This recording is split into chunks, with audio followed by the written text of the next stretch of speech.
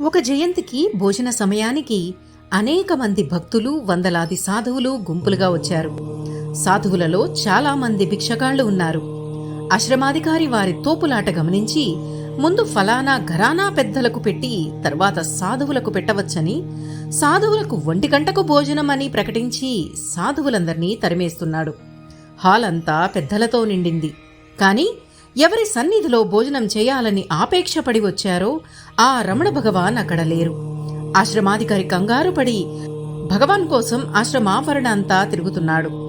ఆశ్రమంలో ఓ మూల పెద్ద చెట్టు కింద సాధువుల మధ్యలో కర్ర ఒక వైపున, కమండలం మరొక వైపున పెట్టుకుని మోకాళ్ల మీద భగవాన్ కూర్చున్నారు.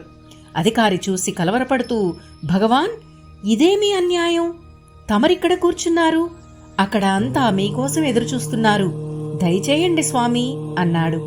అప్పుడు భగవాన్, తమ ఆజ్ఞపైనే ఇక్కడ కూర్చున్నాను అన్నారు. ఆ అధికారి, మేం ఆజ్ఞాపించే వాళ్ళమా స్వామి అన్నాడు. అవును, సాధువులందరికీ 1 గంటకు భోజనం అన్నారు కదా, మరి నేను సాధువునే కదా, అందుకే ఇక్కడ కూర్చున్నాను అన్నారు భగవాన్. అలా భగవాను అప్పుడప్పుడు చమత్కారంగా ప్రవర్తించి భక్తులకు ఆశ్చర్యం కలిగించేవారు. ఓం నమో భగవతే శ్రీరమణాయ.